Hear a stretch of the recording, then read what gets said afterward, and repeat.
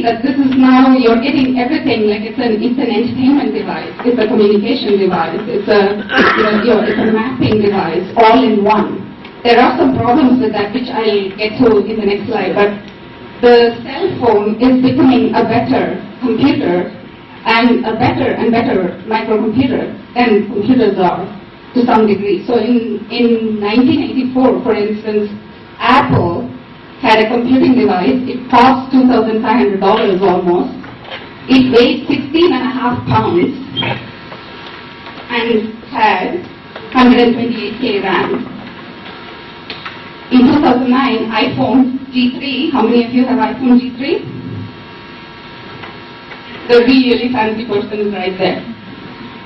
The iPhone G3, it costs about $250, weighs 4.8 ounces, and has 16 to 32 gigs of memory, right? So we are talking about, for an NGO like us, cell phone technologies, mobile technologies are more complicated than we even want to address, but at the same time there is no way we can get by without doing anything in this area. And cell phone capabilities are becoming better and better. Hopefully it will become more accessible to NGOs with less resources. So what have we done with mobile phones? We have a range of projects that I wanted to show and talk through some of the challenges that we have had. From the personal use of SMS to a project that we are doing currently. I'll start with the advocacy campaign that we did in Nigeria.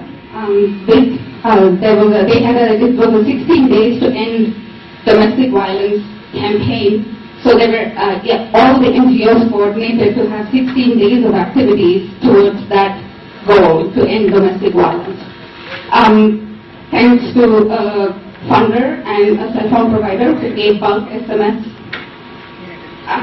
free to our partner in Nigeria, Baobab. They sent out one message per day to a small group of people.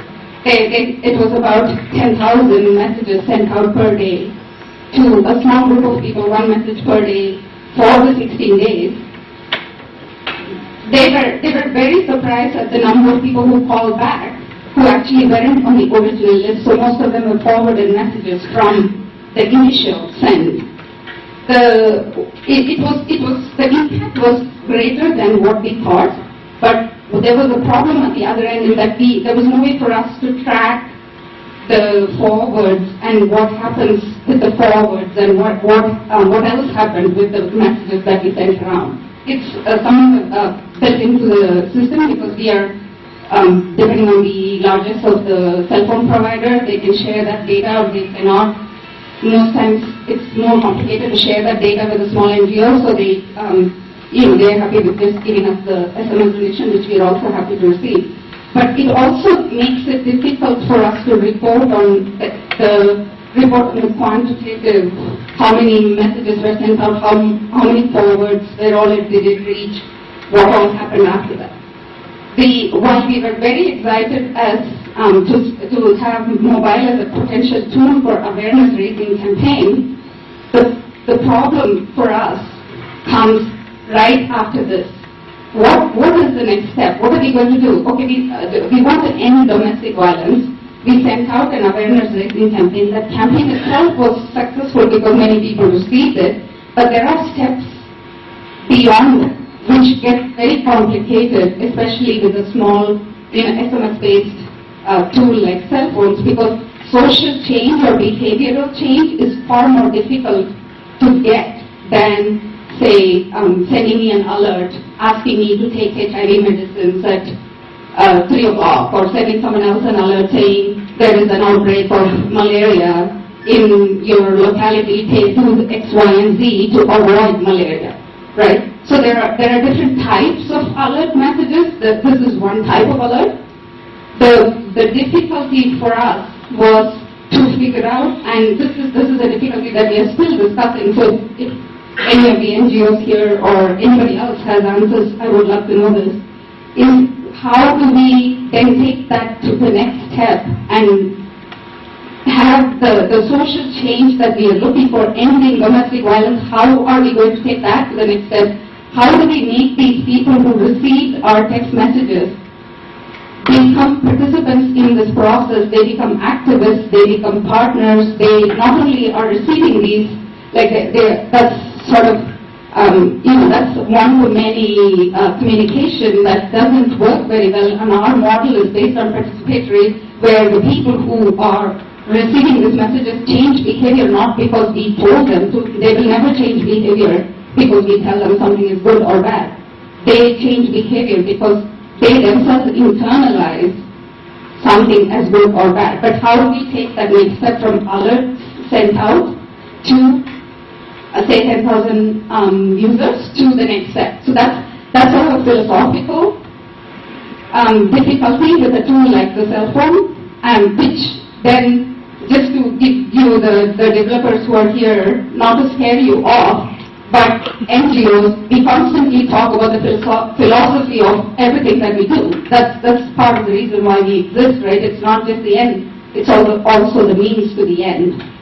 So that's the challenge that we face in that particular one.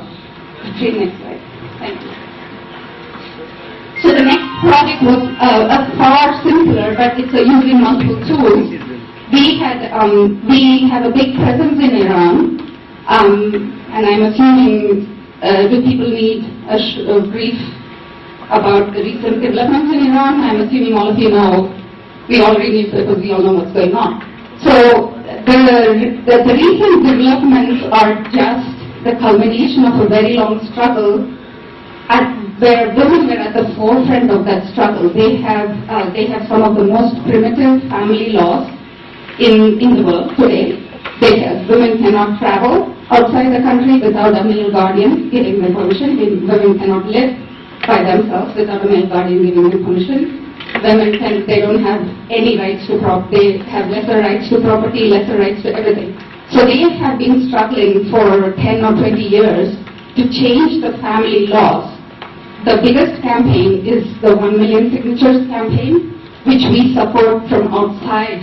We are the international face of the 1 million signatures campaign, where we help them by giving them not just support and promotion, but also giving them technology and tools, capacity building, knowledge sharing, and sending them information about family law change campaigns that worked in, say, Morocco, for instance. So the problem here is with many of the women's rights activists get hounded by security agencies, government security agencies, and also plainclothes people who are not really government security agencies. But here, what happens is when they are arrested, we have a pre-arranged process where they send an SMS to a friend who knows to contact us. We send out an email alert to our mailing list, which is then picked up by international human rights agencies, which then promote it further. And whenever a human rights activist is arrested, the first 24 hours is considered very critical, because if we can get the news out that people are watching, then security agencies tend to be less harsh. They are harsh always. This is where, how many had location-sensitive phones? GPS, and all. This is where we get to a point where the technology itself can be a problem. The location-sensitive devices that get built these days, they automatically tell somebody where you're exactly located, which is very good for me if I'm standing on a road trying to navigate traffic, but it's very, very difficult and sometimes life-threatening if you're a human rights activist trying to evade this, all-pervasive security network.